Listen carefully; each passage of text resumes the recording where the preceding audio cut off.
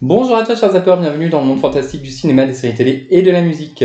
Aujourd'hui je te propose d'ouvrir un Zappa Show et ta mission, si tu l'acceptes, c'est d'aller au bout de ce Zappa Show spécial Mission Impossible Final Reckoning. Donc si tu es prêt, ne zappe pas. Mission Impossible Final Reckoning est la suite de Mission Impossible Dead Reckoning sorti en 2023. C'est un film d'action toujours réalisé par Christopher McQuarrie à qui on doit les 4 dernières Missions Impossibles, celui-là inclus. Donc on a Fallout, Rogue Nation dans le désordre. Rogue Nation, Fallout, Dead Reckoning et The Final Reckoning. Voilà, au final je les ai mis dans l'ordre. Excuse-moi, mais c'est qu'en fait, tu vois, j'avais fait, petit aparté, ma vidéo, j'allais faire le montage et en fait je me suis rendu compte que le micro était pas branché. Voilà, donc j'ai fait dans le gaz. Donc je recommence. Donc voilà, donc c'est la suite donc de Dead Reckoning sorti en 2023. Dead Reckoning qui n'avait pas rencontré un franc succès parce qu'il s'était retrouvé en concurrence avec Barbie d'un côté et Oppenheimer de l'autre. Voilà, tu connais l'histoire, tu suis un petit peu l'actualité du cinéma.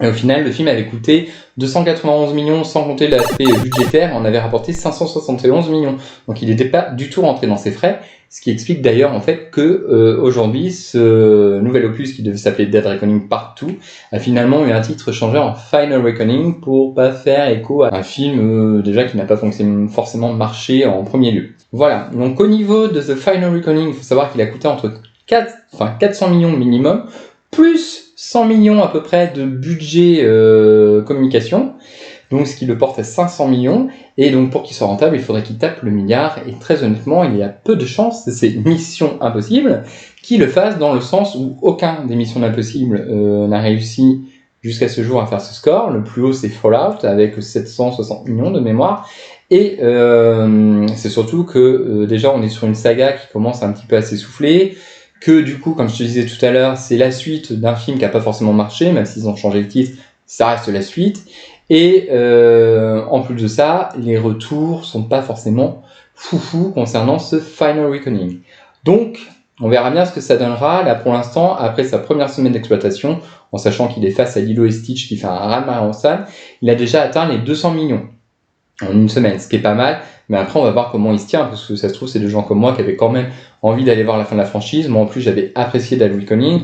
Donc, peut-être que tout le monde a été le voir en une semaine, et après, qu'il va s'effondrer en deuxième semaine d'exploitation. On va voir ce que ça va donner. Moi, perso, je ne pense pas qu'il atteindra le milliard, mais bon, on n'est jamais à l'abri d'une surprise, hein. Tom Cruise réussira peut-être ce pari, cette mission impossible folle. On verra dans quelques semaines.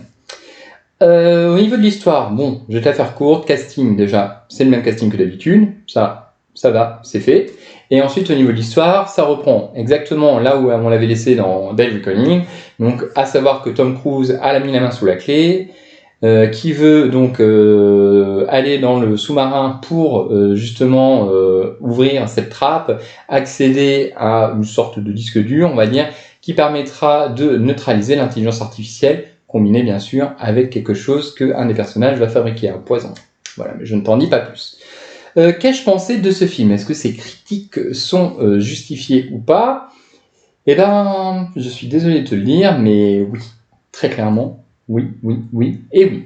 J'adore Mission Impossible, j'adore Tom Cruise, enfin ceux qui me suivent et qui ont un petit peu regardé ma FAQ que j'avais fait il y a quelques années savent que c'est dans mon top 3 de mes acteurs préférés, même s'il n'est pas en première place.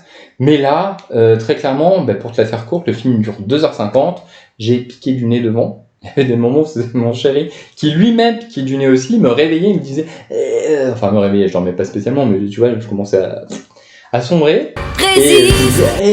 Donc du coup ça me reboostait. Mais en fait sur 2h50 de film, on peut dire qu'il y a 2h10 de blabla. Voilà. C'est des scènes d'exposition où on va te présenter les personnages, on va te présenter la mission, on va te présenter le plan. C'est quoi le plan? Ils passent leur temps à dire ça, c'est quoi le plan? Et du coup, au cas où si tu n'aurais pas compris, on te montre ça avec des flashbacks, d'ailleurs, parce que tu comprends pas forcément tout le temps, parce qu'il y a des fois, c'est complètement... tu me dis... Donc, moi, souvent, dans ces cas-là, je me dis, bon, on verra ce que ça va donner quand ils y seront, hein, pas besoin de se mettre la rate au courbouillon pour ça.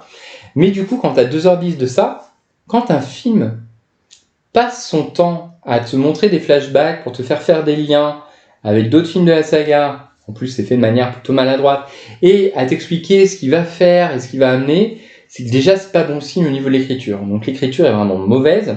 On sait que tout tourne autour, enfin c'est en tout cas ce qui a été fait depuis Mission Impossible Ghost Protocol, en fait, qu'à chaque fois, il y a une cascade de fou.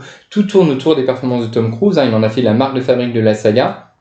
Et donc là, on a vraiment l'impression qu'il est pris au piège parce que vraiment, là, tout tourne vraiment autour de Tom Cruise. T'as vraiment beaucoup de scènes où c'est « Oh, t'es le meilleur !» Et même quand t'as fait des conneries, en fait, « Mais non, mais tu m'as sauvé la vie grâce à toi. J'ai rencontré la femme de ma vie. Je suis à l'endroit où j'ai envie d'être maintenant, etc. » Donc, il y a vraiment ce côté mégalo chez Tom Cruise qui est très très présent dans ce Mission Impossible Final Reckoning.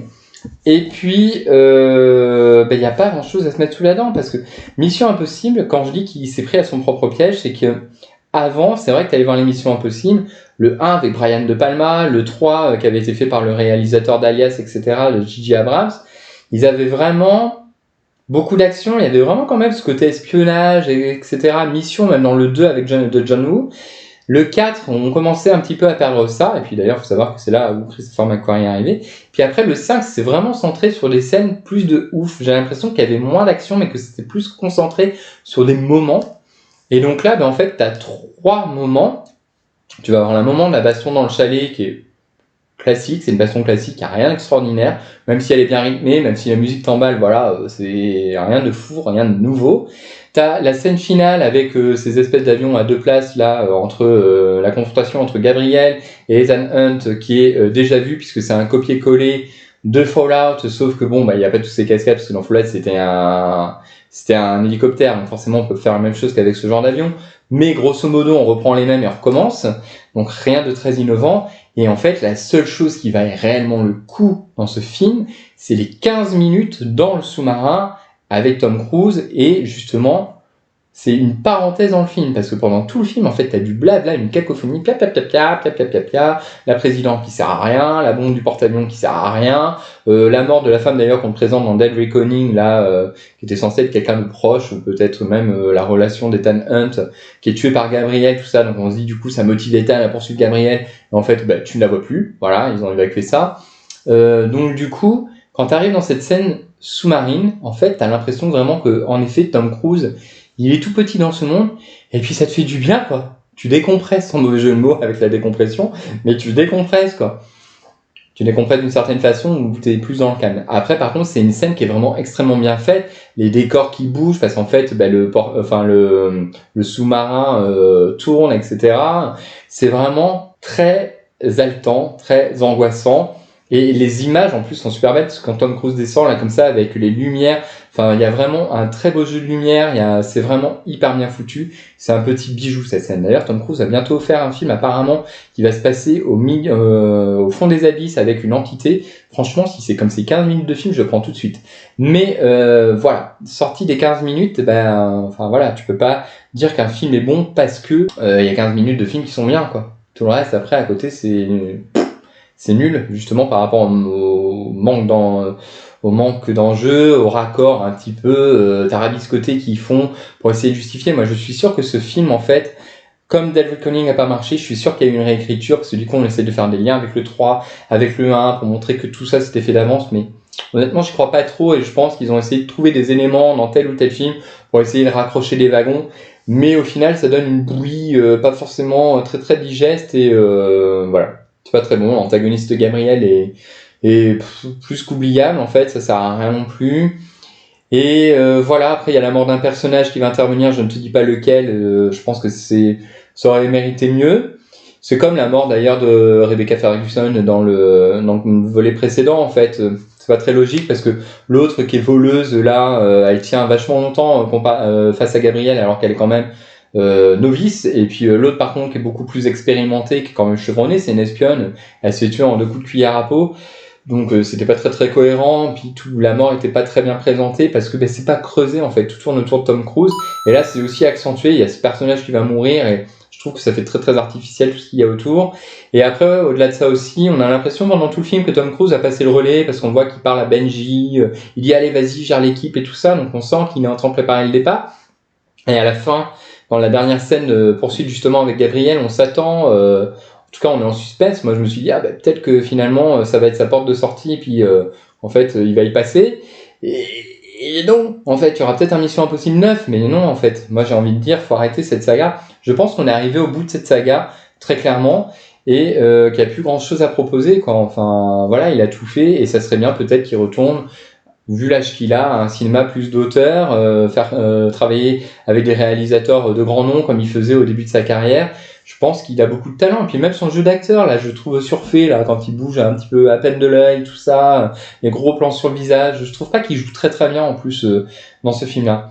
Donc voilà, je trouve qu'au final, il n'y a pas grand-chose qui fonctionne dans ce Mission Impossible, et par rapport au classement dont je te parlais, que j'ai déjà fait là, tu peux voir la vignette juste derrière moi, je le classerai, quand je suis sorti de la salle du cinéma, je me suis dit, pour moi, c'est le pire Mission Impossible. Je dis, quand même, Mika, t'as bu de mettre ça en dernier, peut-être en avant-dernier.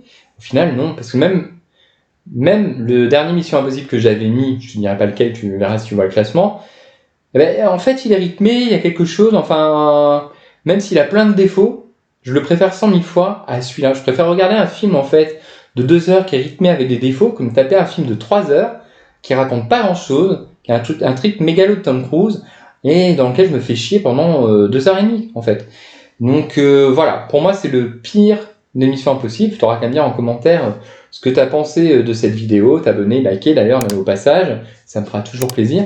N'hésite pas à me dire, toi, si tu penses que si la saga Mission Impossible doit s'arrêter, ou si elle doit se poursuivre, mais pour ma part, je pense qu'il faut arrêter les frais. Voilà, je crois que j'ai fait le tour de ce Mission Impossible. Après, bien sûr, je te conseillerais d'aller le voir dans le sens où je préfère que des gens aillent voir Mission Impossible Final Reckoning plutôt qu'un Lilo et Stitch, parce que derrière, il y a quand même l'ambition de proposer des choses, faites artisanales, entre guillemets, où il y a vraiment une application, etc., que plutôt un truc à peu près collé plan pour plan, même s'il y a des modifs, une adaptation, un peu fade. Enfin, j'ai pas vu Lilo et Stitch, je le regarderai quand ça sortira en VOD, mais voilà, quand on voit ce qu'ils ont pu faire avec les autres live action, ça m'intéresse que très peu. Donc voilà, si t'as vu le film, dis-moi ce que t'en as pensé. Désolé du retard, c'est arrivé à 18h. Ça sera plus C là, je pense, pour 18h. Ou sinon, ce sera pour 20h. 19, pardon. Ouais, 20h quand même, ce sera un peu large. 19. Je te dis à très bientôt. Bye.